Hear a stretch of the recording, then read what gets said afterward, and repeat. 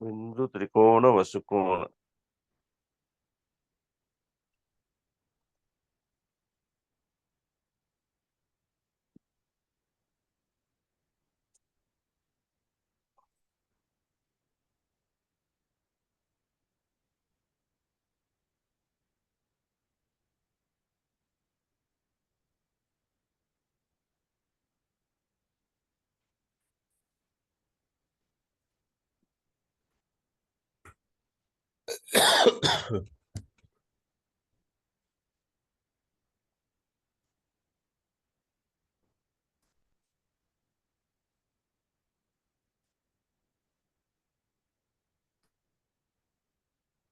ये हमारा यहाँ से पेज वन शुरू होता है।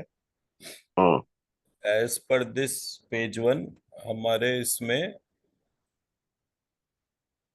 तंत्र राजतंत्र जो टर्म है वो तंत्रों में सर्वश्रेष्ठ तंत्र उसके लिए बोला गया है। सारे तंत्रों का राजा जो है वो तंत्रराज तंत्र है। और तंत्रराज तंत्र जो है वो प्राइमरली क्रिएशन ऑफ श्री यंत्र है कि कैसे ये पूरा यूनिवर्स और ह्यूमन बॉडी क्रिएट हुई, उसके बीच की मैपिंग है।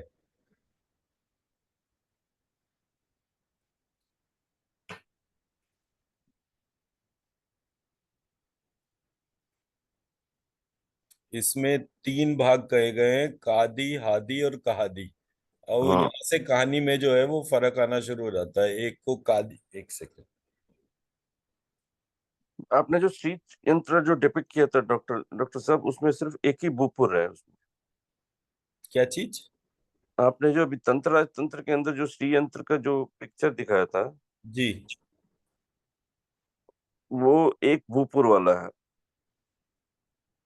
एक भूपुर वाला है मतलब नहीं समझा मैं। जो स्क्वायर एनक्लोजर है ना डॉक्टर साहब, वो सिर्फ एक है उसमें। अच्छा, अभी मैं उस पे आता हूँ, एक एक करके जरा पॉइंट्स लेते हैं। पहला पहला पॉइंट ये, इसमें बात करते हैं कादी हादी। और कह। कहा। ये तीन पार्ट में ये डिस्कशन होते हैं, यानी कि स्टार्टिंग विद क, अ और कह। कह। कह। शादी का तो इसका डिस्क्रिप्शन नहीं है इसमें। हाँ, मैं अभी वही बोल रहा हूँ। और ये जब मैं इसको देख रहा था तो ये था,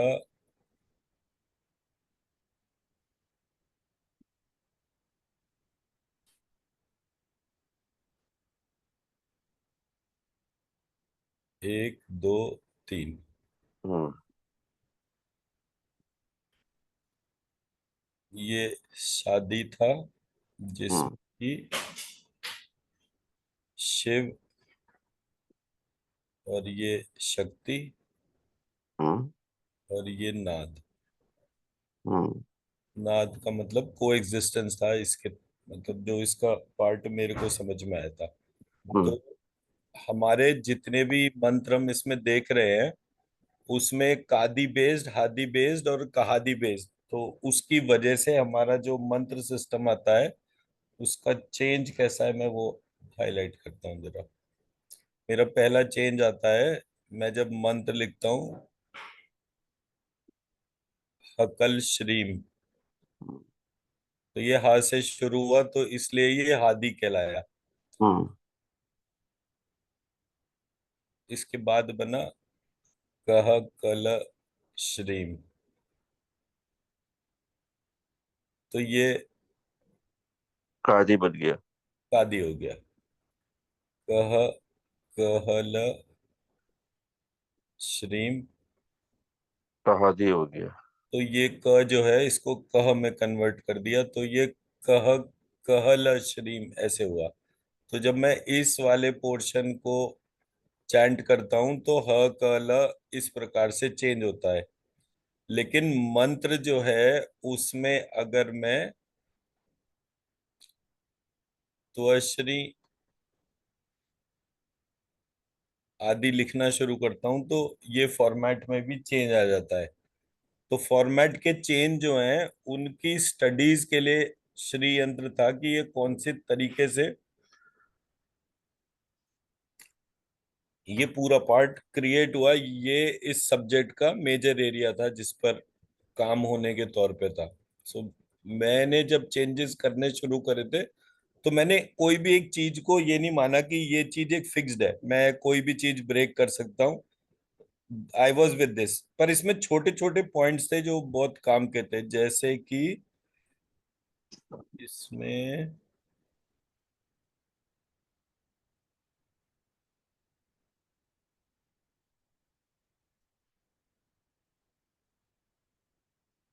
ये लिखा हुआ है, शिवादि क्षिति प्राप्त तत्वावली। हम्म। शिवादि क्षिति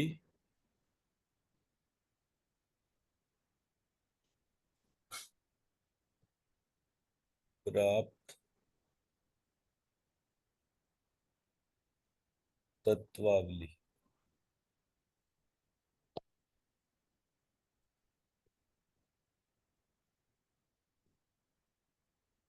शिवादिक क्षिति प्राप्त तत्वादि। अब आप ये जो लिखा हुआ है इसकी एनर्जी देखेंगे तो इसका ही फर्क आपको पता चल जाएगा।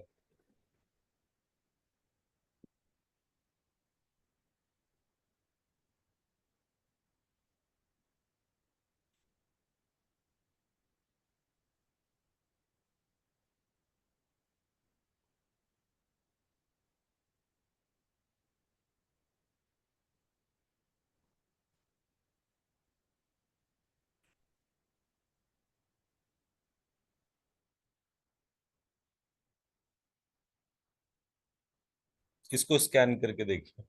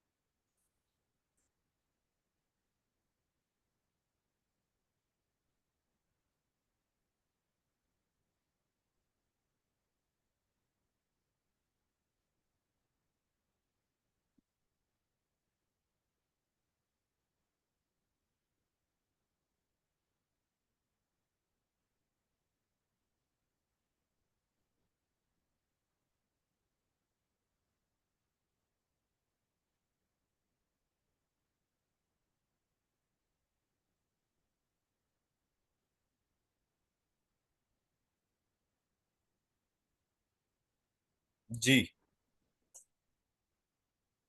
ये डॉक्टर साहब, it there are 4 levels of energy which can be felt here.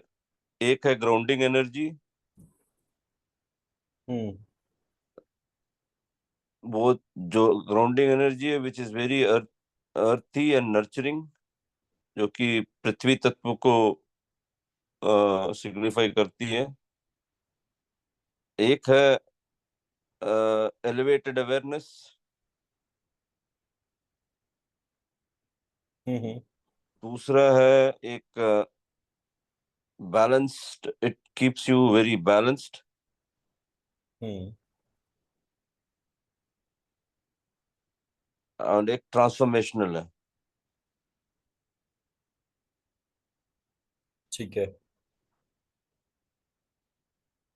तो ये चार पार्ट जो हैं, जो आपको ऑब्जर्व हो रहे हैं, ये ये जो चेंज मंत्र में करा गया उसकी वजह से हो रहे हैं।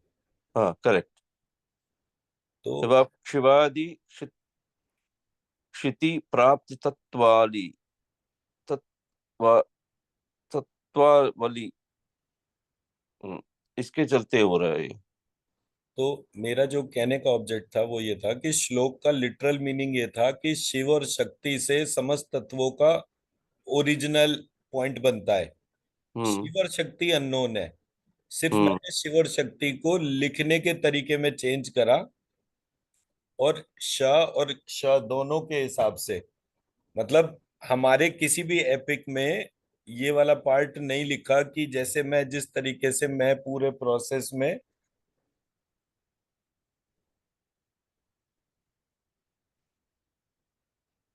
मैं अगर शिव लिखता हूं तो इस तरह से लिखता हूं, ये किसी किताब में नहीं लिखा हुआ। मैं अगर शक्ति लिखता हूं तो इस तरह से लिखता हूं, ये लिखा हुआ है, लेकिन इसका यूसेज कहीं पर भी नहीं है। अब ये हम्म। शिव शक्ति की जो प्रक्रिया थी, इसमें भी कोर जब मैंने श और क्ष के बेसिस पे लेकर चला, तो मेरी प्रक्रिया में श और क्ष दोनों एक कंबाइंड फॉर्म में आ गए। हम्म। तो ये कंबाइंड फॉर्म जो थी, एक तंत्र में एक वो प्रक्रिया कहलाती है जो शिव शक्ति और नाद कहलाती है। तो आप ऐसे करके जो है। जब आप उस सेकंड वाला तत्वावली का जब करते हैं डॉक्टर साहब, उसमें और भी क्या है कि एज आई कीप ऑब्जर्विंग, वो it is also helping in the collection principle. That is, helps you to understand.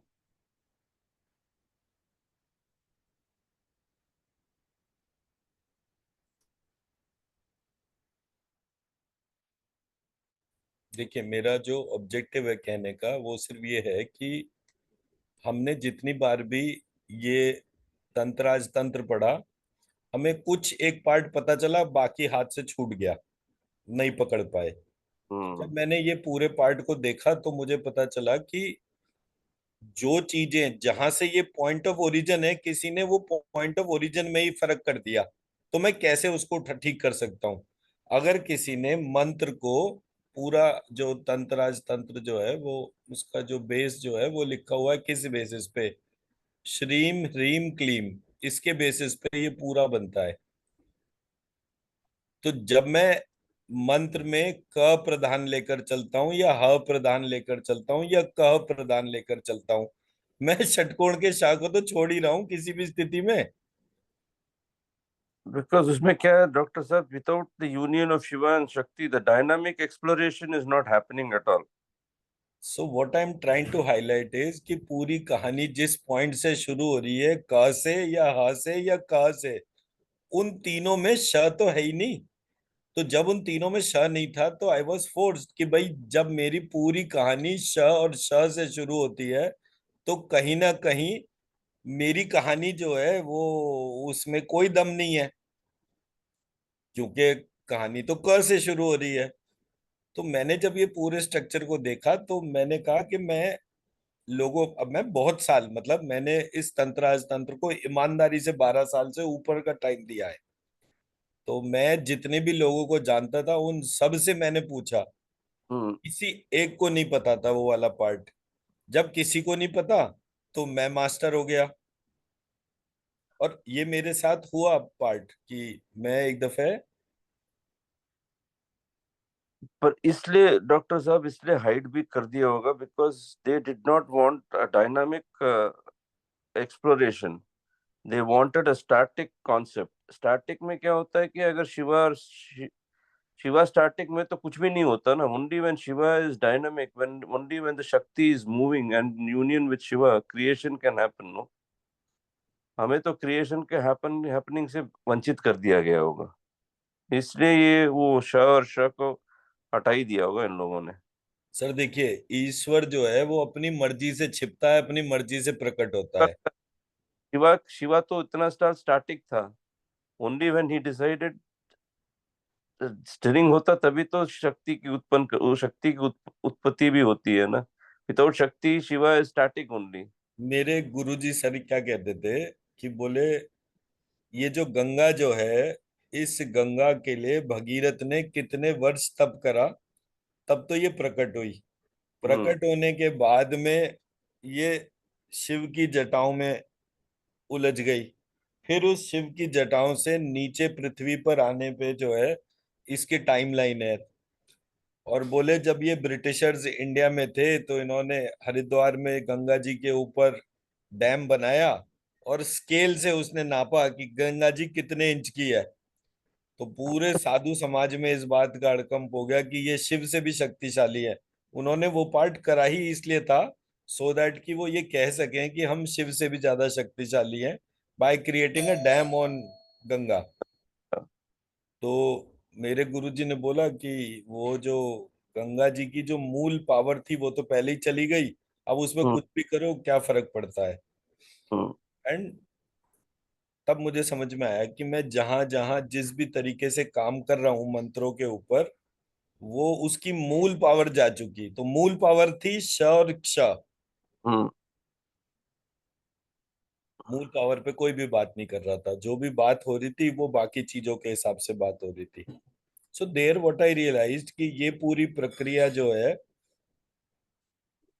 ये प्रक्रिया काम नहीं आएगी। लेकिन ये प्रक्रिया सिरे से गलत नहीं है, इसमें ये वाला पार्ट कहीं से कहीं तक नहीं आता कि ये 100% गलत है। इसमें जो मूल पॉइंट है उनको जैसे ही आप मॉडिफाई करेंगे, आपको कोर साइंस वापस दिखने लगेगी। आपका वीडियो ऑफ हो गया, अब वो कोर साइंस फिर से दिखनी शुरू हो जाएगी।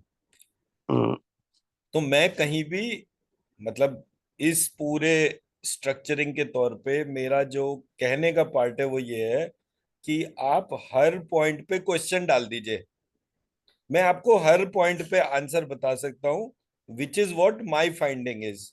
आई डोंट नो कि कोई नया क्वेश्चन निकल कर आएगा या नहीं आएगा, बट वो जो चेंज करता जा रहा हूं मैं, उस चेंज से जो पार्ट बाहर एक्सप्रेस हो रहा है वो बहुत पावरफुल है। हम्म इसलिए मैं हर जगह स्कैनिंग को बेस बोलता हूँ, बिकॉज स्कैनिंग करके एटलीस्ट इतना तो पता चलता है ना कि इसमें ज्यादा ऊर्जा है या कम ऊर्जा है। अगर ज्यादा ऊर्जा है तो कोई ना कोई कारण होगा, कम ऊर्जा है तो वो उसके कारण से कोई फायदा भी नहीं है। मैं मेरी बात समझा पा रहा हूँ? हम्म प्रोसेस को कहीं से भी शुरू करके कहीं भी खत्म कर लीजिए, एक पार्ट उठा लीजिए, कुछ भी कर लीजिए, जैसे ही आप उस बेस पॉइंट को टच करेंगे, वो बेस पॉइंट को चेंज करते ही उसकी एनर्जी बदल जाती है। हमारे पूरी प्रक्रिया में हमारे को सिर्फ उस चेंज पॉइंट को आइडेंटिफाई करना है। द मोमेंट वो चेंज पॉइंट हमारी पकड़ में आ जाता है, हम वो स्ट्रक्चर स्ट्रक्चर में, संस्कृत के श्लोक में कोई दिक्कत नहीं है, संस्कृत के जो ट्रांसलेशन है उनमें दिक्कत है, संस्कृत में जो टर्मिनोलॉजी या जिसका जो बेस जो है उसमें दिक्कत हो सकती है। क्योंकि श्लोक क्रिएट करना किसी के बस की बात नहीं थी। श्लोक में छोटे मोटे प्लस माइनस किए जा सकते थे। क्योंकि मैंने एक ही व्यक्ति अभी जानकारी में अपने सुना था, जिनके अंडर में मैं पीएचडी करता हूँ, उनके यहाँ, उनके पास एक और संस्कृत का स्टूडेंट था, हम्म और वो शैव तंत्र के ऊपर काम करता था। तो वो व्यक्ति जो है, वो बद्रीनाथ के पास में एक काली वो है, काली मठ हम्म पे काली का एक यंत्र बना हुआ है ब्लैक स्टोन से। हम्म एंड उसमें वो फिनोमिनल पावर्स हैं। तो वो पता नहीं उस पे गया, उसने उसका अभिषेक करा, और जिस हम्म भी तरीके से उसने अभी जो भी जानता था उसके हिसाब से करा, उसके हम्म बाद उसको जो है वो संस्कृत के श्लोक पता चलने शुरू हो गए। हम्म वो बैठे बैठे एकदम से उसको अंदर से कुछ आवाज आती थी और वो एक संस्कृत का श्लोक लिखना शुरू हो जाता था। फिर वो जो है, जो मेरे टीचर हैं संस्कृत वाले, दुर्गा प्रसाद मिश्र जी, तो वो अंकल के पास में गया और उन्होंने वो उसको बोला कि जी मैं जो है संस्कृत में पीएचडी करना चाहता हूँ। बोला भाई तू पीएचडी क्यों करना चाहता है? संस्कृत के श्लोक तो मेरे को कभी आज तक नहीं पता चले कि मैं बोलूं कि मेरे अंतर मन में से श्लोक प्रकट हो गए, तुझे प्रकट हो रहे हैं तू एंजॉय कर। बोला नहीं जी मुझे तो डिग्री लेनी है। अब हम्म मैंने पहली बार ये बोला कि बोले भाई विद्या पढ़ने से मिलती है ये तो ठीक है, बट मेरे सामने दो ऐसे उदाहरण हैं जिनको विद्या बिना पढ़े मिल रही है। क्यों मिल रही है हमें नहीं पता, उसमें से एक मैं था और एक वो दूसरा वाला बंदा था।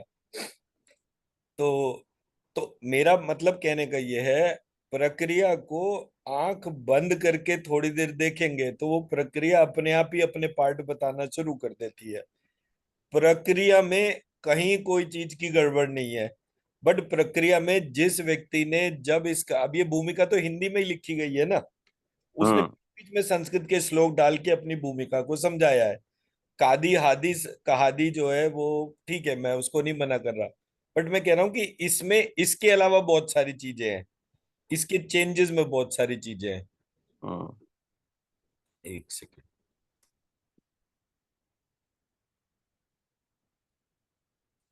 सॉरी, मेरी स्क्रीन आ रही है ना? हाँ, आ रही है। तो ये वाला जो पार्ट है, इस पार्ट के लिए ही मैं कह रहा हूं कि हमारा जो काम जो है वो इसी तरह से हो जाएगा आराम से। छोटे हम्म। छोटे पॉइंट्स को जो है क्वेश्चन मार्क लगा के उसको हम पार्क कर देंगे। तो हम्म। उपयुक्त तीन मतों कादी हादी और कहादी का स्पष्टीकरण निम्न प्रकार का है। कादी में मंत्र के क अक्षर से आरंभ होता है, हादी में ह अक्षर और कहादी में कह से आरंभ होता है। श्री विद्या 15 अक्षरों का मंत्र है। अब हमारे पास एक बेंचमार्क हो गया कि हमारी प्रक्रिया जो है वो 15 अक्षरों की होगी। हम्म। तो 15 अक्षर के लिए मैं इस पूरे स्ट्रक्चर को आइडेंटिफाई करूंगा। तो सबसे पहले मेरा क्वेश्चन होगा, अक्षर क्या होता है? हम्म। अगर हम 15 अक्षर की बात कर रहे हैं तो हम्म। अक्षर क्या होता है? तो मेरी अल्फाबेट। प्रक्रिया में एक अल्फाबेट। एक चीज का क्वेश्चन करना जरूरी होता है। अगर वो क्वेश्चन नहीं करेंगे तो वो पॉइंट या वो पावर जो आपके पास आ सकती है वो चली जाएगी। हाँ। अक्षर क्या होता है? जिसका चरण नहीं होता। हाँ, ये तो सिंपल है। जिसका हम्म, शरण नहीं होता उसको अक्षर कहते हैं। लेकिन होता क्या है?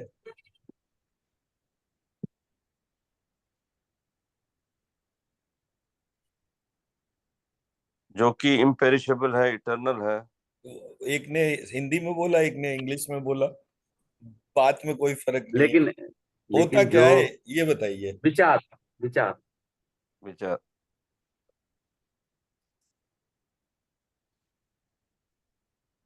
कोई भी शब्द जो होता है वो दरअसल शब्द होता है। तो ये साउंड होती है और ये थॉट होता है। तो जो थॉट होता है, जो डिवाइन होता है, वो पेरिशेबल नहीं होता। और जो नॉन डिवाइन होता है वो पेरिशेबल होता है।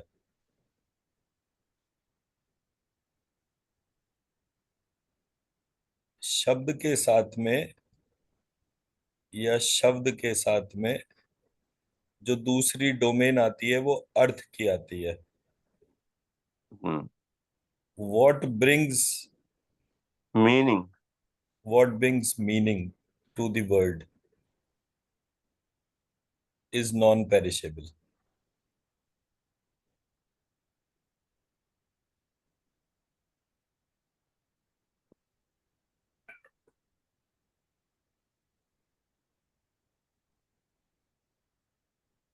नॉन पेरिशेबल मतलब अक्षर है।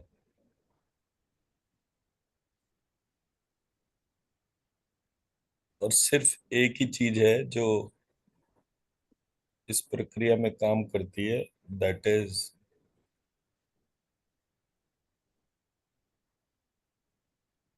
मैं को जानूं पहले तो,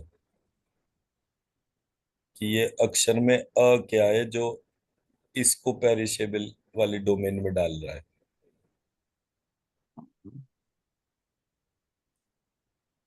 और जो है वो जो ऑपोजिट फोर्स है, उसको चेंज जब हम करते हैं तो वो श क्ष र इस टर्म से होता है। तो सशक्त। क्षर जो है वो पेरिशेबल है, शशक्षर जो है वो नॉन पेरिशेबल है।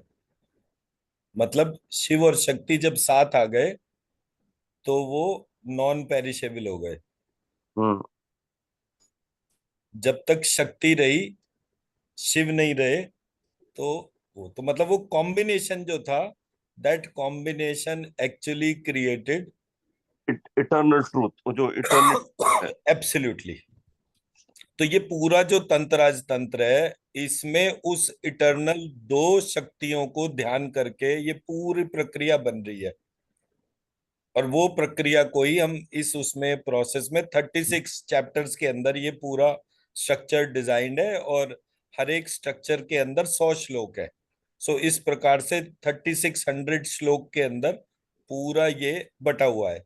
तो हम एक एक करके एक एक पार्ट को लेते जाएंगे और ये पार्ट जो है ट्रांसफॉर्म हो जाएगा। मैं मेरी बात समझा पाया? हम्म। हाँ सर। तो पहला चेन जो हमने इसमें बोला वो कादी हादी और कहादी जो है, उसका जो बेस है उसको श क्ष और दोनों का जो कंबाइंड होने के तौर पर है, उस वेरिएशन को हमें ध्यान में रखना होगा। इसमें नहीं आ रहा तो हम अपने तौर पे उसकी ऑल्टरेशन कर सकते हैं। Point number 1। पॉइंट नंबर 2, तंत्र राजतंत्र वो सॉरी, जो अक्षर क्या होता है वो हमारा सेकंड पॉइंट था। तो अगर आप नोट्स बना रहे हैं तो उसमें लिख दीजिए कि अभी तक का जितना पार्ट हमने पढ़ा उसमें ये दो चीजों की रेलिवेंस पूरे टेक्स्ट को इम्पैक्ट करती है। और वो टेक्स्ट में 3600 श्लोक है, और ये 3600 श्लोक जो है वो ह्यूमन क्रिएशन और यूनिवर्स की क्रिएशन के बीच का मॉडल है। दोनों के बीच में जो कॉमन कनेक्टिंग पॉइंट है, रिलेशनशिप जो है, वो उसके बारे में बता रहा है कि मैं मेरे शरीर के भीतर उस श्री यंत्र को जागृत करता हूं, तो पूरे ब्रह्मांड के भीतर का जो श्री यंत्र है, एक ह्यूमन बॉडी, एक ब्रह्मांड है। ब्रह्मांड को विष्णु स्वरूप या शिव स्वरूप जैसे मर्जी मान ले, पर एक पुरुष स्वरूप है। वो पुरुष स्वरूप है, या पुरुष और स्त्री दोनों को मिला के, तो इसलिए मैंने वो पुरुष सूक्त और स्त्री स्त्री सूक्त को मर्ज करके एक स्ट्रक्चर बना दिया।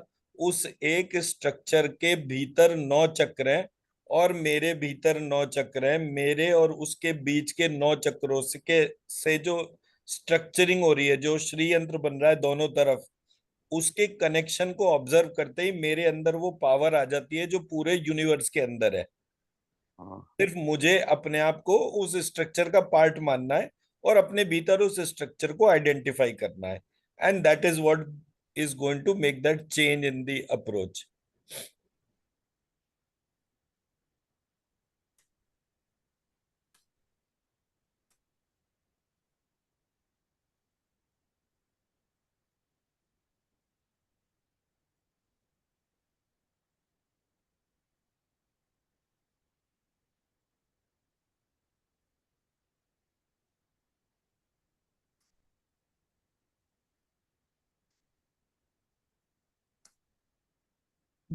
अब हम नेक्स्ट पॉइंट पे आते हैं।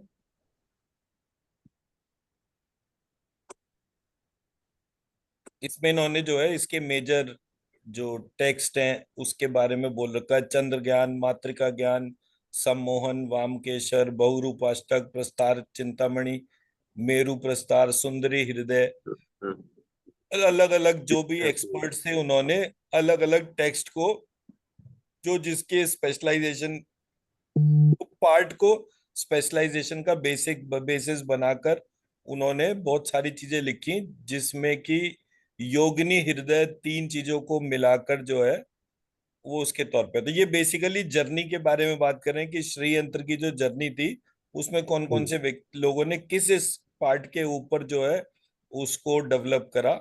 और सम्मोहन तंत्र जो है वो वैष्णव तंत्र का बेसिस था। सम्मोहन तंत्र जो है जो हमारी वो है गोपाल सहस्त्रनाम जो है, वो सम्मोहन तंत्र के अंदर डिस्क्राइब्ड है।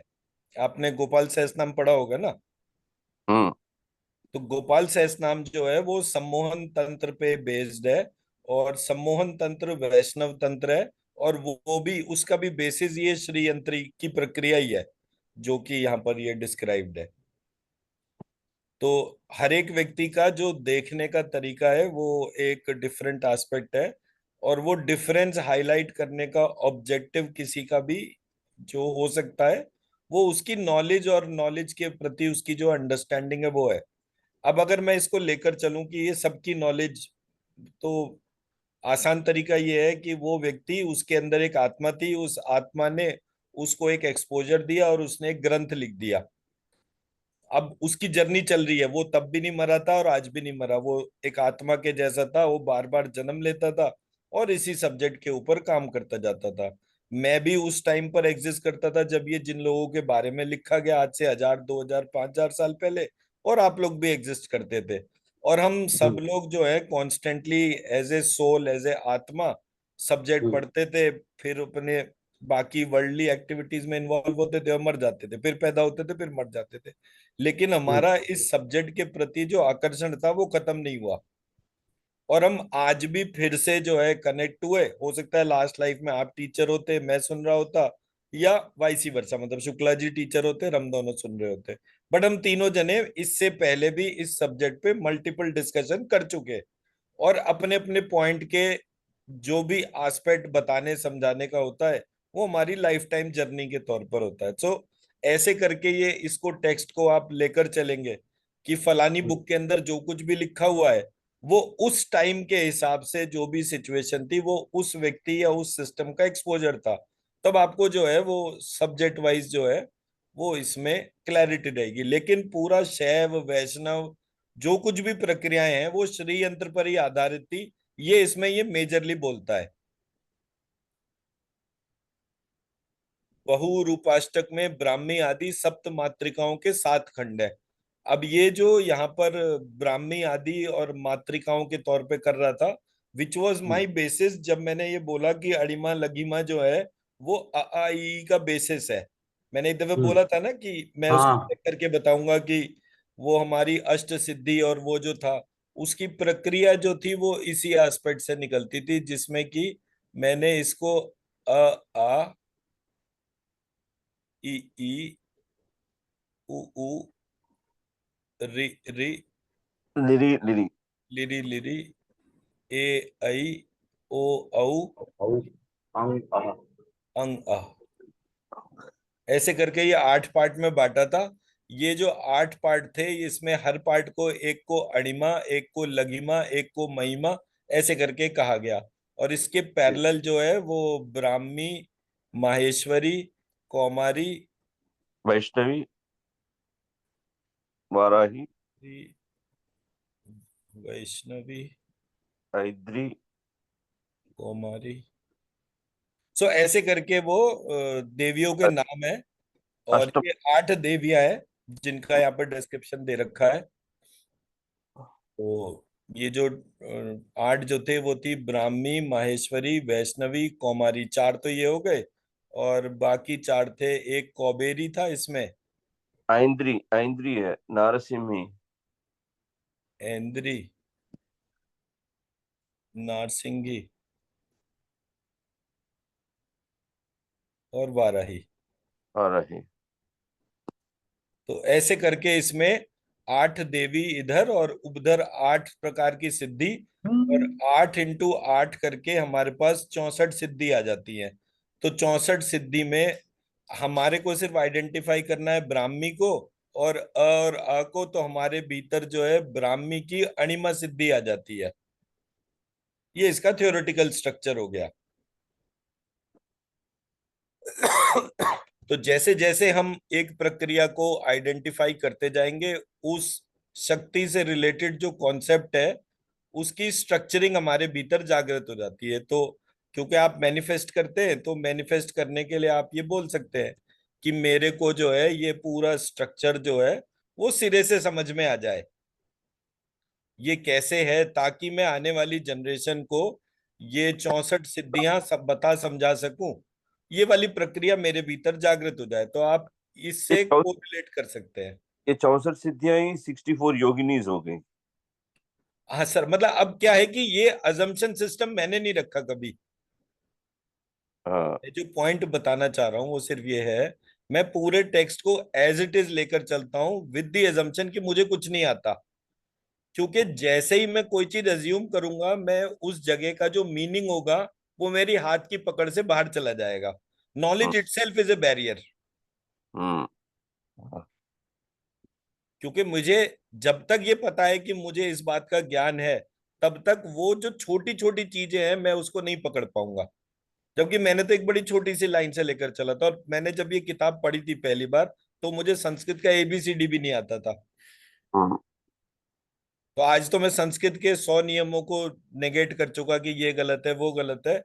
उस टाइम पर जब मैंने पहली बार तंत्र राजतंत्र पढ़ा था, मुझे संस्कृत का स भी नहीं पता था, आज भी नहीं पता, बट एटलीस्ट ये वाला पार्ट तो मैं वेरीफाई कर ही सकता था। बट मेरे को कुछ नहीं आता था, तो जब मुझे कुछ नहीं आता था तो मुझे जो चीजें पकड़ में आई वो बहुत सारी आई। हम्म तो इसलिए मैं इसको,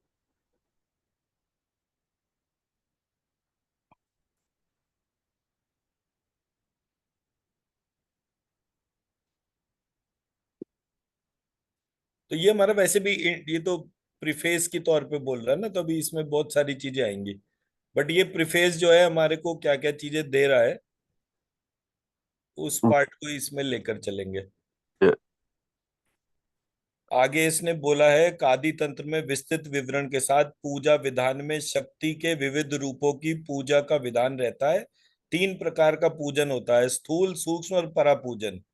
हम्म तो gross body, subtle body and causal body, hmm ये इसका बेसिस हो गया। हम्म परापूजा कहने का मतलब ही कॉजल बॉडी के तौर पर हो गया। हम्म अधिकतर साधक स्थूल पूजा ही करते हैं, इसमें मूर्ति या यंत्र पूजन होता है। तो अब अगर हमारे सामने श्री यंत्र आ गया, तो श्री यंत्र का एक ग्रॉस फॉर्म है, श्री यंत्र का एक सटल फॉर्म है, और श्री यंत्र का एक कॉजल फॉर्म है। तो ये तीनों फॉर्म में ग्रॉस फॉर्म ही सबको पता है, सटल और कॉजल जो है उसके ऊपर कोई बहुत मेजर वर्क नहीं मिल रहा। मैं मेरी बात समझा पाया कि हम्म इसका प्रीफेस जो है इन इन पॉइंट्स के ऊपर हमारी अटेंशन को लेकर जाने के लिए बोल रहा है। इस पूजन में सर्वोच्च सिद्धि मोक्ष की प्राप्ति होती है। पूजन का मुख्य उद्देश्य और लक्ष्य अद्वैत वेदांत के लक्ष्य की प्राप्ति ही है। तो ये अगेन एक अजम्पशन है कि जो राइटर ने अपने तौर पे उस अजम्पशन को हाईलाइट लिख दिया कि पूजा में सर्वोच्च सिद्धि क्या है। इसको कर्म कांड बोलते हैं ना इनको। अच्छा, तो मैं वो उस वाली टर्म को भी, अब आपने बोला तो मैं उसको भी लिख देता हूँ। लोग आजकल बोलते हैं कि तू कर्म कांड कर रहा है। मैं बोला कर्म कांड, मैं तो मेरे को कर्म कांड के अलावा और क्या क्या होता है? एक होता आ, है कर्म कांड,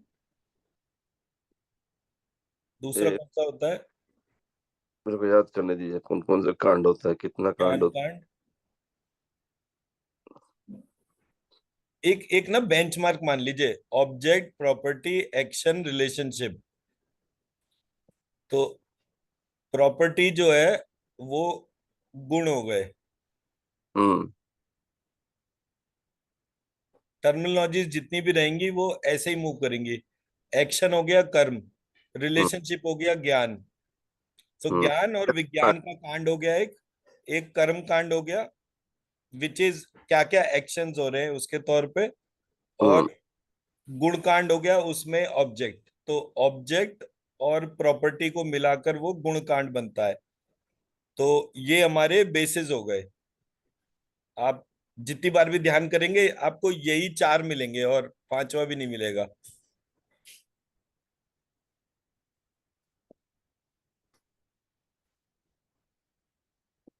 तो हमने यहाँ पर स्थूल, सूक्ष्म और परा को डिफाइन कर लिया, gross body, subtle body, causal body. अधिकतर साधक स्थूल पूजा ही करते हैं, इसमें मूर्ति या यंत्र पूजन होता है। सर्वोच्च सिद्धि मोक्ष की प्राप्ति है। अब जब हम मोक्ष की प्राप्ति लेकर चलते हैं तो हमारे पास में 4 ऑब्जेक्टिव्स आ जाते हैं। मोक्ष, काम, धर्म, सॉरी, अर्थ काम मोक्ष। अर्थ और धर्म। सो जब मैंने लेकर चला हर जगह मोक्ष की प्राप्ति, मोक्ष की प्राप्ति, तो मोक्ष क्या है? मोक्ष का मतलब होता है जन्म लेना। बार बार जन्म लेना। मेरे हिसाब। वो उसको आप कैसे भी लेके चले, टर्मिनोलॉजी, मोक्ष मतलब गर्भ से मुक्त होना है। गर्भ से मुक्त होना, ये हर जगह उसका वो दे रखा है मीनिंग के तौर पे। गर्भ से मुक्त होना मतलब जन्म लेना। तो मेरा जन्म हुआ, ये किस, इस जन्म का बेसिस क्या था? Past life karmas. Hmm past life karmas जो है उसके साथ मेरा इस जन्म का कामनाएं जुड़ गई। एक तो हम्म पिछले जन्म के थी, भाई पिछले जन्म में मैंने इमेजिन करा कि मैं गोलगप्पे खाऊं, मिठाई खाऊं, पिक्चर देखूं। ये सारी मेरी जो है वो पिछले जन्म का एक्यूमुलेशन था। और इस जन्म में आकर भी जो है मैं पैदा ही चाट बाजार के बराबर में हुआ कि आते जाते जो है मैं अपनी वो चाट ही खाता रहूं। तो ये मेरी एडिशनल कामनाएं थी जो उसके साथ में मेरी लाइफ में ऐड हो गई। अब ये कामना थी दरअसल पर्पज, पर हमें वो कामनाओं के तौर पे पता चला। फिर आई टर्म अर्थ। अर्थ मतलब आपका पर्पस मेरे पर्पस को ऑब्स्ट्रक्ट ना करे। तो हम्म मेरे पर्पस के अंदर जो मीनिंगफुल पार्ट है मैं उससे कनेक्ट करूं। ये मेरा सेकंड पार्ट हो गया मीनिंगफुल पार्ट के तौर पे। और फाइनली मेरी जो भी कामना जो है वो उसका जो मीनिंगफुल पार्ट है वो धर्म पूर्वक हो। धर्म कांड बोलते हैं उसको। जी। धर्म कांड बोलते हैं ना उसको। Rightful actionable. Rightful actionable, correct. धर्म कांड तो मैंने नहीं सुना सर। धर्म कांड तो कर्म कांड का ही पार्ट होगा। हाँ होगा। एक्शन तो उसी के तौर पर है ना। आ जाएगा, इसमें लिखा हुआ है वैसे। ये वाला पार्ट मैंने यहीं पर ही पढ़ा था पहली बार। सो जब मैंने ऑर्डर ऑफ प्रोसेस देखा कि मेरे चार पुरुषार्थ होते हैं। सो चार पुरुषार्थ का जो ऑर्डर था वो सबसे पहले मोक्ष था। मोक्ष के बाद काम था। काम के बाद धर्म था। ओ अर्थ था, और अर्थ के बाद धर्म था। ये मेरा उसका ऑर्डर दे रखा था, 1 2 3 और 4। मेरा जो सर्वोपरि गुण था, मतलब सर्वोपरि जो उद्देश्य था जीवन जीने का, वो धर्म था। धर्म क्या था वो एक अलग पार्ट हो गया। हमने धर्म की 5 पार्ट में डेफिनेशन पढ़ी थी। पहला था वर्ण, दूसरा था आश्रम, तीसरा था वर्णाश्रम, चौथा था प्रायश्चित, और पांचवा था गुण। इसकी गुण। कंबाइंड फॉर्म को जो है हम धर्म कहते हैं। तो वो हमारे स्ट्रक्चर का मेजर पार्ट था जो यहाँ से निकल रहा था। ठीक है सर। तो हम्म यहां से हमारा जो है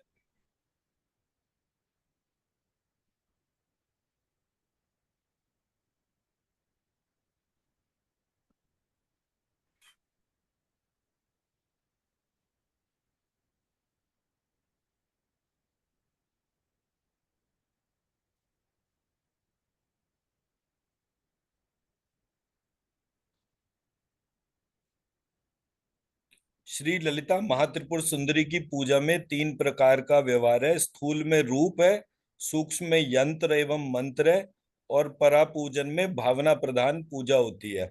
निर्गुण। निर्गुण साधना बोलते हैं जिसको। हाँ, बट सर निर्गुण और सगुण जो है वो डिफरेंट है।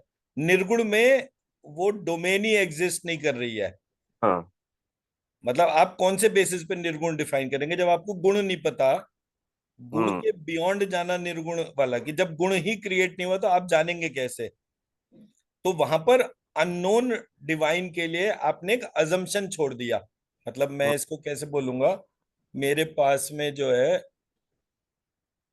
एक ईश्वर है जो अननोन डोमेन में है। हम्म उसके बाद नोन डोमेन है। हम्म। नॉन डोमेन में भी 3 डोमेन आ जाती हैं, ग्रॉस, सटल एंड कॉजल।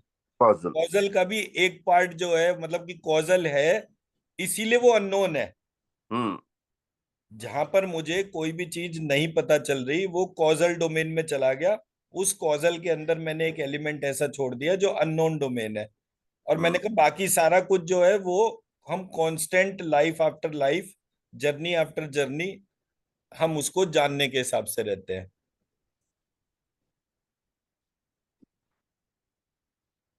इस पूजा की कायिक, वाचिक और मानसिक कह सकते हैं, अथवा बहिर्याग, अंतर्याग और भावना कह सकते हैं।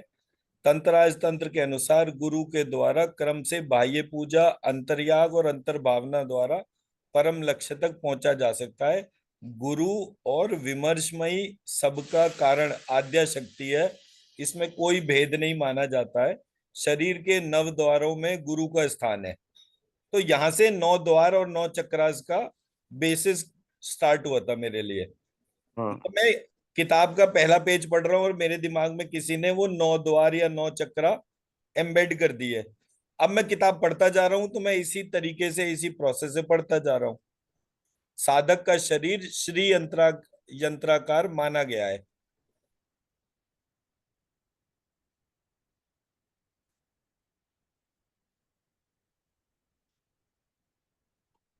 जिसमें नव योनि का यंत्र है, जिसे चक्र भी कहते हैं। श्री चक्र की पूजा का उद्देश्य इस अनुभूति को प्राप्त करना है। ज्ञाता अर्थात होता, ज्ञान अर्थात ग्राह्य, और ज्ञेय अर्थात हवि पृथक पृथक ना होकर एक है। ये इसका कोर कॉन्सेप्ट है, जो जिसको आप जितना जल्दी से पकड़ लेंगे उतना जल्दी जो है ये काम हो जाएगा। वो है ज्ञाता, ज्ञान और ज्ञेय।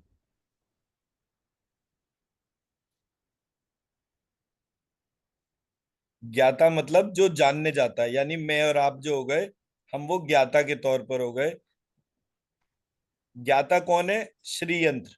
ज्ञान कौन है? श्री यंत्र। ज्ञेय हम्म, कौन है? प्राप्त क्या होता है? श्री यंत्र। हम्म, तो श्री यंत्र की 3 डोमेन हमें प्राप्त होती हैं इस पूरी प्रक्रिया से, जिसको हम ज्ञाता, ज्ञान और ज्ञेय की डोमेन में लेकर चलते हैं। The most unfortunate part is कि किसी ने ज्ञा ही चेंज कर दिया। हम्म, तो जब मैं सब्जेक्ट में कोर में पहुंचता हूं, तो मुझे वहां पर एक क्वेश्चन मार्क दिख जाता है। मैंने ज्ञा चेंज करा और मैं अगले पड़ाव पर पहुंच गया। मैं मेरा पॉइंट समझा पाया सर? हम्म, मैं जहां भी मेरी अटेंशन जाएगी, उस अटेंशन पॉइंट पे किसी ने उसमें चेंज कर दिया। और वो चेंज ज्ञा में ही क्यों करा? बाकी भी जगह इतने सारे अल्फाबेट थे, सब में चेंज कर लेता, बट ज्ञा पर थ्योरी बेस्ड थी।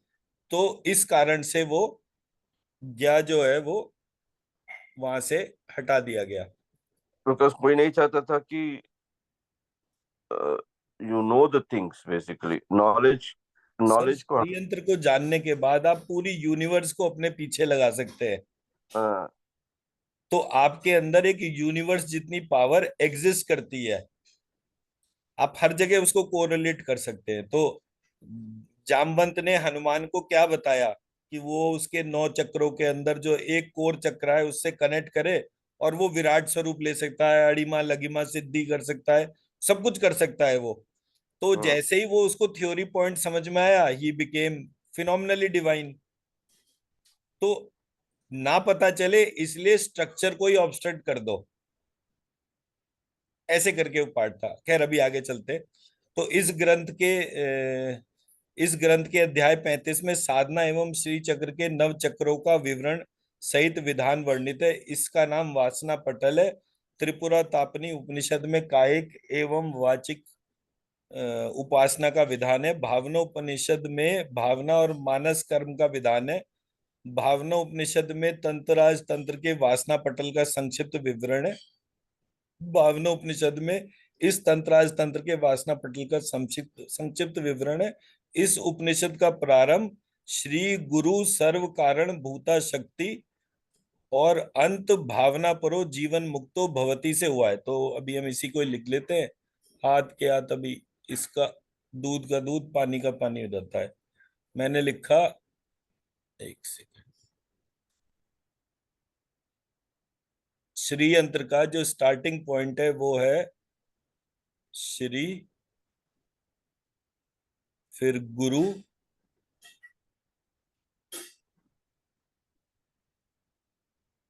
सर्व कारण। भूता की जगह मैं अपना वाला क्ष और क्ष का कॉम्बिनेशन लगा देता हूँ। सर्व कारण सूता शक्ति।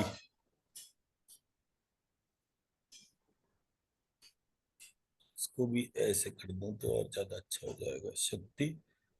और लास्ट जो है वो है भावना परो। भावना को फिर से मैं,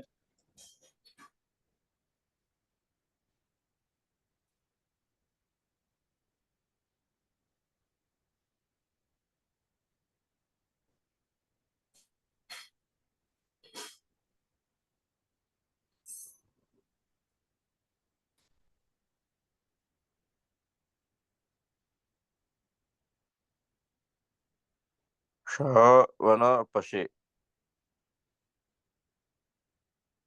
अब इन श्रावण। दोनों लाइन को, मतलब इसको आपको इमेजिन कैसे करना है? सबसे पहले ऊपर वाली लाइन को इमेजिन करना है, फिर श्रीयंत्र को इमेजिन करना है, फिर नीचे वाली लाइन को इमेजिन करना है, हाँ। और उस इमेजिनेशन को स्कैन करना है अब आपने।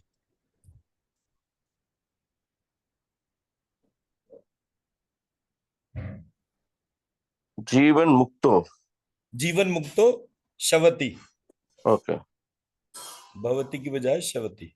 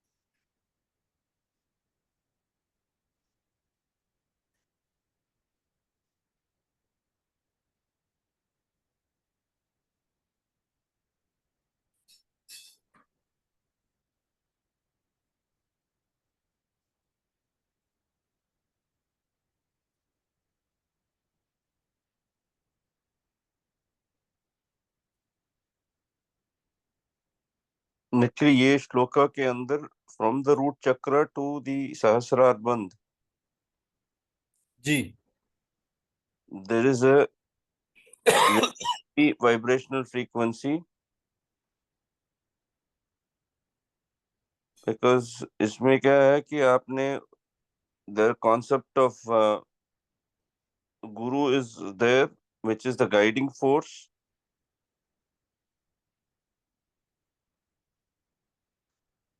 It is very very high. ये एक्चुअली ये श्लोका अगर हम करते हैं, it helps in emotional healing. जी,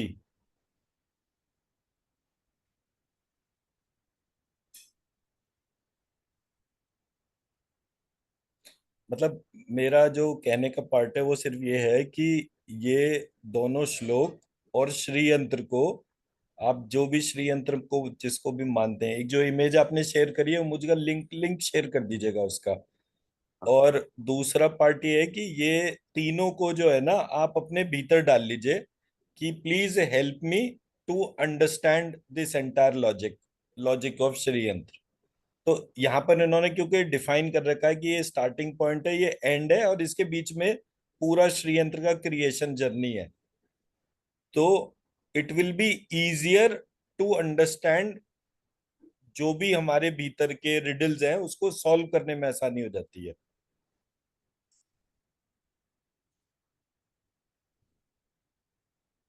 तो वो पार्ट मैनिफेस्ट कर लीजिए।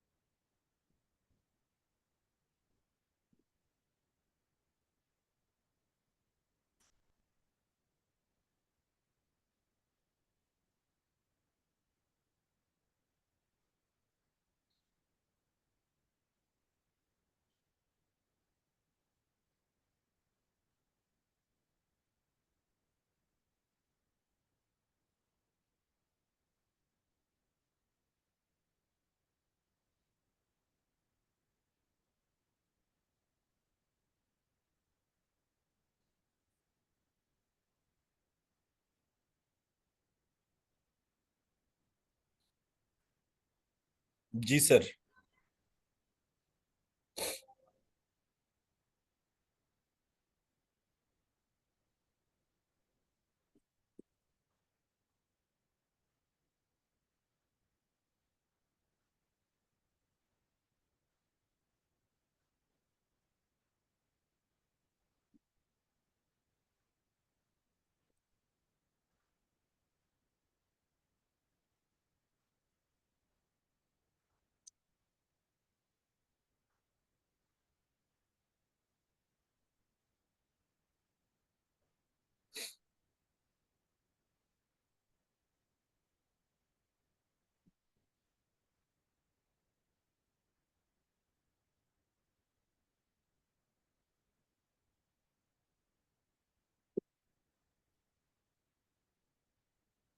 जी सर। सर जब हम इसका ध्यान करते हैं श्री यंत्र को ध्यान करके, there is a very enveloping energy, जैसे वो आपके अंदर एक प्रोटेक्टिव शील्ड जैसा होता है उसके। जी।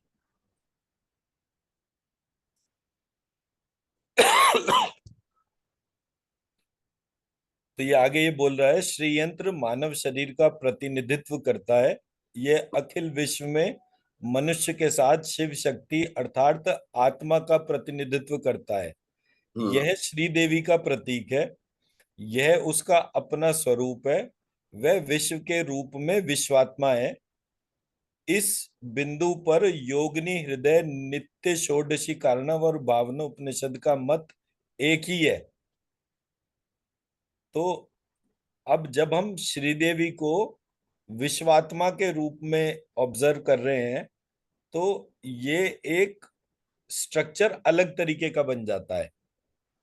तो इसमें क्या होता है, there is, you feel there is interconnected of all things, that is all aspects of existence are part of single unified whole. Absolutely, absolutely. तो मेन जो पर्पस है इस श्री यंत्र का, वो अपने भीतर शिव शक्ति को जागृत करना और विश्व के भीतर जो शिव शक्ति है उन दोनों को मर्ज कर देना ऑब्जेक्टिव है। एक्चुअली क्या है कि जैसे हम इस श्लोक का ध्यान करते हैं, it gives you the ability to connect with both the energy of the creator and your personal, जो आपकी जो पर्सनल इंटेंशन है उसके साथ कनेक्ट करती हैं। मतलब हर चीज स्ट्रक्चर्ड तरीके से इन 36 चैप्टर्स में, इन 3600 श्लोकास के फॉर्म में हमारे सामने एक स्ट्रक्चर आ जाता है।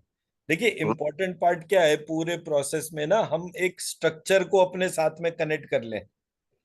करेक्ट। ये स्ट्रक्चर जो है, जो श्रीयंत्र और ये वाला पार्ट जो है इन दोनों श्लोक का, इसकी कंबाइंड ऊर्जा जब मेरे भीतर जागृत हो जाती है तो मैं फिनोमिनल हो जाता हूँ। मेरे अंदर वो मात्र शक्ति जो क्रिएटिव एनर्जी की, क्रिएटर की एनर्जी है, वो मेरे अंदर में समा जाती है एक्चुअली। एब्सोल्युटली। तो मेरा जो कहने का पार्ट है सिर्फ वो इतना सा है कि जब मैं किसी भी पॉइंट ऑफ टाइम पर डेफिनेशन जो जिसने लिखी है, अब जैसे उसने यहाँ पर श्रीदेवी का प्रतीक है वो, तो श्रीदेवी वो कह किसको रहा है? वो पूरी यूनिवर्स के अंदर जो टोटल आत्मा की फॉर्म है उसको वो कह रहा है। तो वो ठीक। नोन अननोन हर पार्ट को एक साथ क्यूमुलेट करके उसको वो श्रीदेवी मान रहा है। तो वो श्रीदेवी को विश्वात्मा के तौर पे जब आप लेकर चल रहे हो, तो ये भावनोपनिषद, योगिनी हृदय, नित्य षोडशी कार्णव, ये जितने भी टेक्स्ट बुक्स हैं जो इससे रिलेटेड हैं वो सारे के सारे वहां पर मर्ज हो जाते हैं। हमें अपने बैरियर्स को हटाना है। तो it is all about knowing a subject by knowing the absolute creator.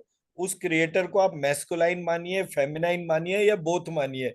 तो मैंने एक आसान तरीका लेकर चला, मैंने उसको बोथ मान लिया।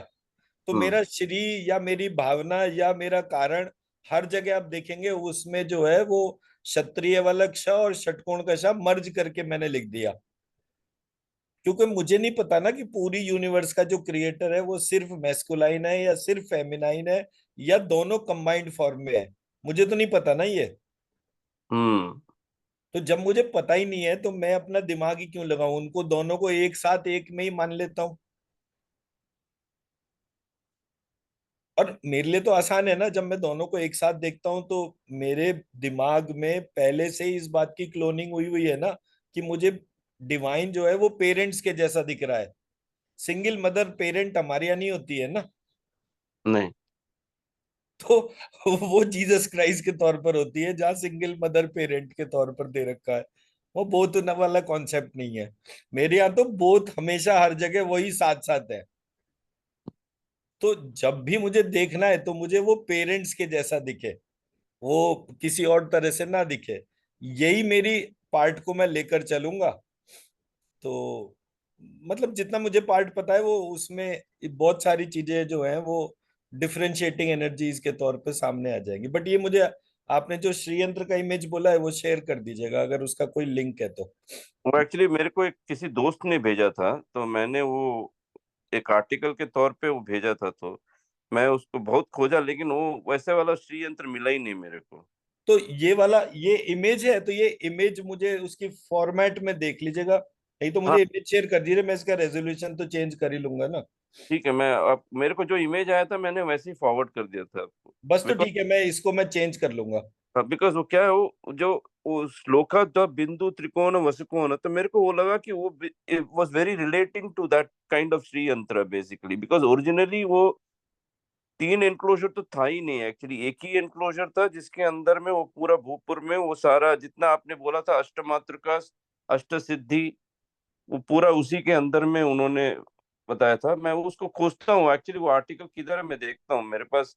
मेरे को सडनली याद आया जब आपने श्री यंत्र का जो, वो तो बिकॉज सब इट ये वाली इमेज जो है ना गूगल लेंस पे डाल देंगे तो वो अपने आप ही निकल आएगी। एक्चुअली जब इमेज आपने कहीं वो ना कहीं तो तंत्र यूज हुई के होगी ना। अंदर, जब आपने वो तंत्र तंत्र के अंदर वो श्री यंत्र डाला था, तो मेरे को वो effective लगा, तो मेरे पास वो सडनली याद आया, तो मैं बोला आपको भेज देता हूँ ये बोला। हाँ तो वो तो मैं कर दूंगा, उसमें कोई दिक्कत नहीं है। आप मेरे को अपना एक तो मैं एड्रेस व्हाट्सएप कर दीजिएगा, तो जो हाँ यंत्र मैंने बनाए वो मैं शेयर कर दूंगा। हाँ, बट ये मैंने कल ये लक्ष्मी जी वाला क्योंकि बिकॉज बैठे ये बैठे था तो ये बन बिकॉज रहा दिस है। Was they say this yantra was very prevalent in Kashmir. Kashmir was the hotbed of Shri Vidya का, जो कादी विद्या जो करते थे उस समय, वो राइट। वो वहां पर वो बहुत प्रचलित था एक्चुअली। तो that was the basis when which okay, मेरे को बहुत इंटरेस्टिंग लगा, मैं बोला चलो आपके साथ शेयर कर देता हूँ, बिकॉज ऐसे आपने फर्स्ट वो सर तंत्र। कश्मीरियों से ज्यादा इंटेलेक्चुअल कोई नहीं होता, वो जमीन ही ऐसी है, वहां का बैंगन भी जो है ना उसका टेस्ट यहाँ के बैंगन से जमीन आसमान का फर्क है। जो सब्जी सबसे कम पसंद आती है उसका भी वहां पर सबसे फिनोमिनल टेस्ट है। वो अकेली जगह है पूरी पृथ्वी के ऊपर जहां पर केसर पैदा होती है। तभी तो लोग वहां पर सबको कश्मीर को कैप्चर करना चाहते थे वो ना, वो तो बोला था ना, फिरदौस ने बोला था कि क्या ये जन्नत है, अगर आपने स्वर्ग नहीं देखा तो कश्मीर आ जाओ, कश्मीर में आपको मिल जाएगा।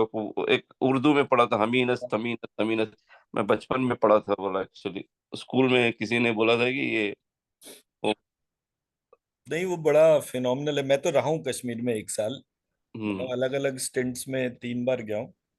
तो बट हाँ मैंने मतलब, और मैंने कश्मीर तसल्ली से घूम रखा है, मतलब कुपवाड़ा जो एरिया है वो ऑलमोस्ट एक एंड हो जाता है।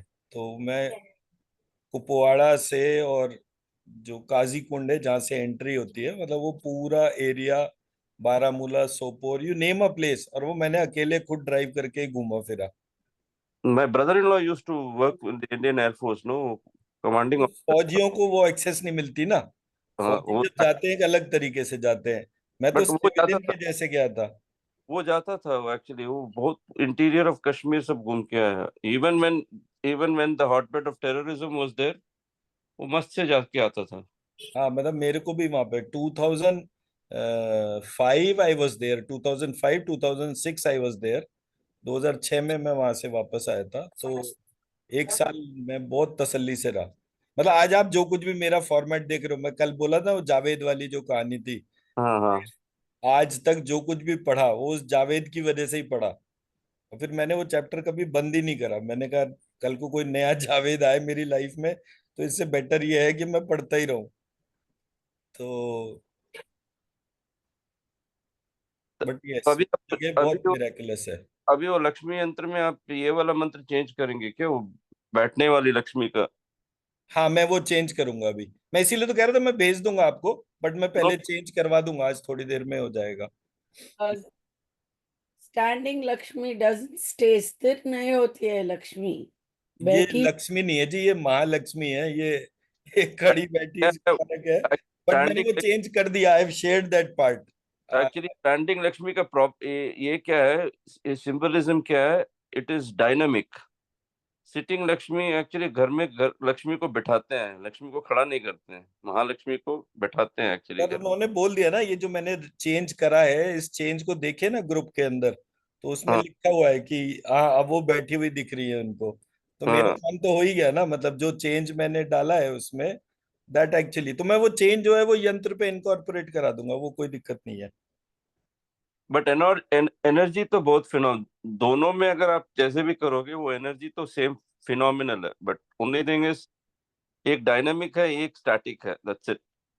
और हमको तो सर देखिए, मैं तो एक छोटी सी बात जानता हूँ। मैं, मेरे ना जन्म पत्री में एक कौन सा एक वो योग दे रखा है जो निर्धन योग कहते हैं उसको। उसमें क्या होता है कि चंद्रमा के आगे पीछे कोई प्लैनेट नहीं होता है, वो खाली स्थान होता है। तो उसको जो है वो निर्धन योग कहते हैं। तो जिस दिन मुझे पहली बार पता चला कि मेरी जन्म पत्री में निर्धन योग है, तो मैंने कहा अगर मेरा नंबर, निर्धन का मतलब क्या होता है कि भगवान पहले बाकी सबको पैसा देगा फिर मेरा नंबर आएगा। तो मैंने कहा मैं सबके नंबर के बाद वेट कर लूंगा, मुझे कोई दिक्कत नहीं है। क्यों ना मैं इस तरह से सोचूं जाए। तो मैंने सीधे सीधे बोला कि सारी पावर अगर ज्यूस के पास है तो उनका सारा पैसा जो है सारे हिंदुओं पे आ जाए। एटलीस्ट इतना तो मैं मैनिफेस्ट करवा ही सकता हूँ। तो मेरे मेरा नंबर कब आएगा, I don't, it doesn't matter me. But what matters is कि अगर मैं वो पूरे स्ट्रक्चर को ही चेंज कर दूंगा तो वो सबके पार्ट से खत्म हो जाएगी problem. Everybody will be rich, but everybody के बाद कोई ना कोई तो पुअर होगा ही होगा ना। तो वो रिच जो है कौन हो, एटलीस्ट मैं मेरी कम्युनिटी को तो आइडेंटिफाई कर ही सकता हूँ। तो मैंने इस तरह से वो कमांड्स के ऊपर काम करना शुरू करा। और सबसे इंपॉर्टेंट पार्ट यही था कि भाई लक्ष्मी जी का तो बीज मंत्र ही नहीं दे रखा, तो वो बीज मंत्र ढूंढने का कोई ना कोई तो फल मिलेगा ही मिलेगा ना। तो लक्ष्मी जी, महालक्ष्मी, पूरा स्ट्रक्चर, वो जो बोलो मैं तसल्ली से उसे डिकोड करूंगा। And I will patiently wait for my turn. तो वो एक एडवर्टाइजमेंट आता है ना, मेरा नंबर कब आएगा, तो हाँ, वैसे ही सही बात है, तो इसलिए मेरा नंबर तो आ ही जाएगा। चलिए हम जी, चलिए सर। है ना, नेक्स्ट हाँ, की मिलेगा बात है। तो when if you get an opportunity you should go to Goa. Goa में महालक्ष्मी का मंदिर। Kolhapur Kolhapur. No no, I am talking about Goa. हाँ, हाँ, गोवा गोवा। में भी है, सही कह रहे हैं वो, गोवा में भी है। वो मैंने वो, हमारा गोत्र के हिसाब से मंदिर है गोवा में। वहां पे कोई गया था, उसने मेरे को वो मंदिर के दर्शन भी कराए थे। मैंने मतलब देश भर के सारे तीर्थ स्थान देख रखे हैं, आज तक गोवा ही नहीं गया हूं मैं। तो गोवा जाना मेरी लिस्ट में है, so I certainly go. Yeah, because there are more than 350 temples and they're all based on the Gotra. Right, वो गोमांतक पर्वत का वो वहां पे डिस्क्रिप्शन भी है, तो दैट्स अ वेरी वैलिड वो। वो वो लोग जब कश्मीर से आए अपना मूर्ति भी उठा के लेके आए। हाँ, वो सारस्वत ब्राह्मण्स का जो जर्नी है वो वहीं से ही है ना, हाँ, वो गोवा में तो एकदम से वो पहुंचे थे, राइट। सो तो क्या हुआ, सब मूर्तियां लेके गए, वही मूर्ति है वहां सब, हर एक गोत्र का मंदिर। और वहां पोर्चुगीज भी आ गए मारने शुरू। So there is a place called Ponda. They all, Ponda means it's a hollow place where they could not reach them. So all this Mahalakshmi, But Durga, they all did it these, in that's what they did it in Kashi also, no, Kashi घर के अंदर में मंदिर है, आपको पता भी नहीं चलेगा कि काशी में कहाँ किसी ने क्या हाइड करके रखा हुआ है। वो दे नैरो लेन्स काशी में इसलिए था, not to allow the Muslim invaders to invade. अगर आप काशी में जाओगे, वाराही टेम्पल नीचे है, भूमि के अंदर है। चलिए जी, इसको वाइंड अप करते हैं, नेक्स्ट पे शुरू करते हैं। ओके जी, बाय बाय।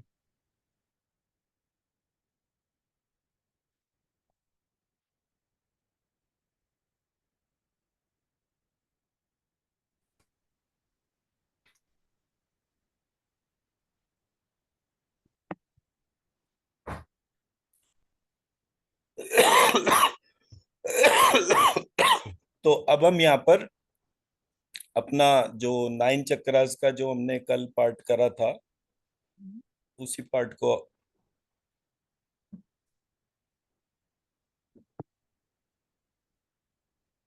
अच्छा ये वाली स्लाइड पे एक श्लोक लिखा हुआ है विच हाइलाइट्स की हमारे यहाँ जो है 9 चक्रास ही थे। और ये भी मैंने मतलब वो 7 चक्रा वाला स्टोरी लाइन पढ़ने से पहले ही पढ़ा था। यथा ब्रह्मरंध्रे तथा धारे स्वादिष्ठाने च नाभिके अनाहते विशुद्धो च लंबिके भ्रूयुगान्तरे बिंदु स्थाने क्रमेणैव नवचक्राणि विन्यसेत तत्र विद्या समुच्चार्य त्रिपुरा त्रिपुरेश्वरी सुंदरी त्रिपुराद्या च तथा त्रिपुरवासिनी त्रिपुराश्री पंचमी स्यात् षष्ठी त्रिपुर मालिनी सप्तमी त्रिपुरा सिद्धा त्रिपुराम्बाष्टमी भवेत नवमी तु महादेवी महात्रिपुर सुंदरी नवचक्रेषु विन्यसेदिति न्यासा समीरता। सो ये वाले स्ट्रक्चर में मैंने आइडेंटिफाई करा ब्रह्मरंध्र।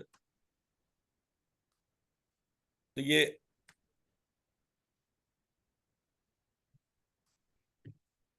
इसमें क्या हो गया?